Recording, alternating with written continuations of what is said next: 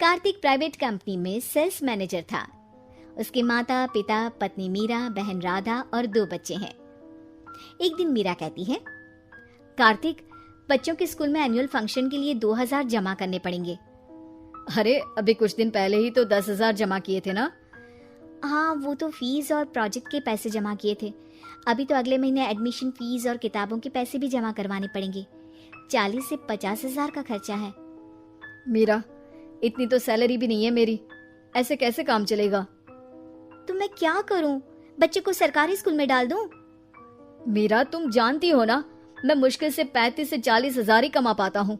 इस घर के खर्चे दिन ब दिन बढ़ते जा रहे हैं, थोड़ा कंट्रोल करो ना। क्या खाना और कपड़े पहनना भी बंद कर दूं? मैं ऐसा नहीं कह रहा हूँ मीरा। तुम जानती हो राधा का भी पोस्ट ग्रेजुएशन पूरा होने वाला है।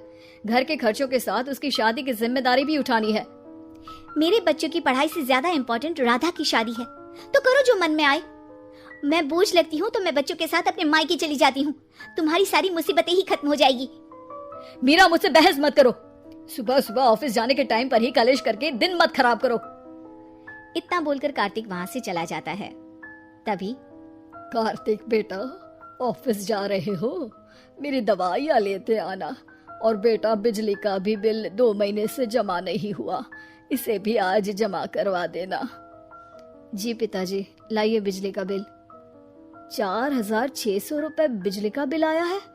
माँ, मीरा, राधा, कितना ज्यादा बिल आया है। भैया, ये 2 महीने का बिल है और मैं तो सिर्फ फोन चार्ज करती हूँ। अरे बेटा, मैं तो गीजर से पानी गर्म करने के अलावा मेरे कमरे में एक पंखा और एक लाइट ही तो जलते हैं। मीरा, तो फिर इतना बिल कैसे आया? हाँ, सारा इल्जाम मेरे पर ही लगा दो ना।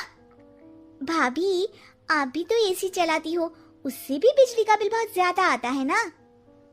एसी मेरे मायके से आई है और वो भी अब सबकी आंखों में खटकने लगी है। मीरा, अपना मुंह बंद करो और आज के बाद तुम एसी नहीं चलाओगी। माँ, आप भी अपना पानी धूप में गर्म करके नहाया करो। कार्तिक ये कहकर घर से ऑफिस के लिए निकल गया। घर से कुछ आगे जाते ही उसकी गाड़ी पंचर हो गई। कार्तिक को पंचर बनवाकर ऑफिस पहुंचने में लेट हो गया। बॉस ने कार्तिक को अपनी कैबिन में बुलाया। मैं आई कम इन सर? कम इन। बहुत लेट हो तुम। सॉरी सर, कुछ प्रॉब्लम्स की वजह से लेट हो गया। मुझे कुछ नहीं सुनना। तुम्हारा टारगेट कंप्लीट हुआ? नो सर, अभी बाकी है। क्यों? सर, मार्केट में बहुत रिसेशन चल रहा है, बिजनेस कहीं से मिल नहीं पा रहा। मैं अपनी तरफ से पूरी कोशिश कर रहा हूँ सर। मुझे तुम्हारी कोशिश नहीं चाहिए, मुझे बिजनेस चाहिए। अगर तुमसे नहीं हो पा रहा है तो तुम रिजाइन कर सकते हो। नहीं सर, मुझे इस नौकरी की बहुत जरूरत है। मैं अपनी फैमिली का सिंगल अर्निंग पर्सन हूँ। मेरी जॉब चली गई तो मेरी फैमिली प्रॉब्लम में आ जाएगी सर। इसका ख्याल तुम्हें रखना चाहिए। जाओ यहाँ से, और बिना बिजनेस लाए मुझे तुम अपना मुंह मत दिखाना। कार्तिक बिजनेस की तलाश में इधर से उधर कड़ी धूप में सारा दिन भटकता रहता है और थका हारा जब शाम को घर आया। बेटा, मेरी दवाई ले आए और बिजली का बिल भर दिया? अब दवाई लाना भूल गया पिताजी, और बिजली का बिल जल्दी भर दूंगा।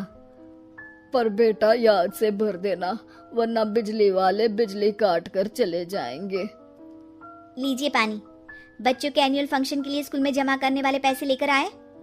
अभी सैलरी नहीं आई है मेरा, और अकाउंट में ज्यादा पैसे भी नहीं बचे हैं।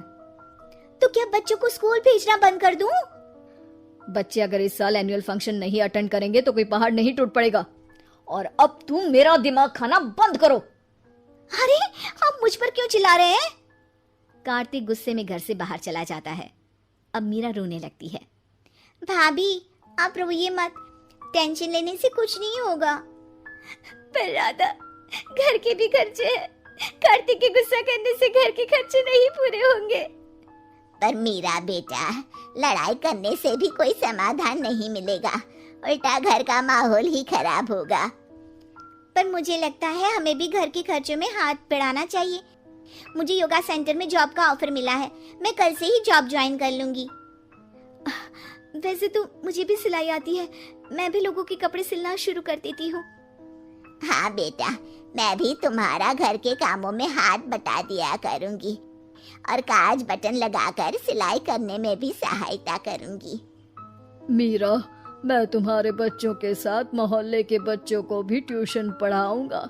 इसी बहाने मेरा टाइम पास भी हो जाएगा।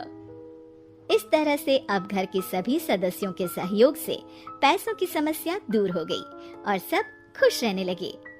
इससे हमें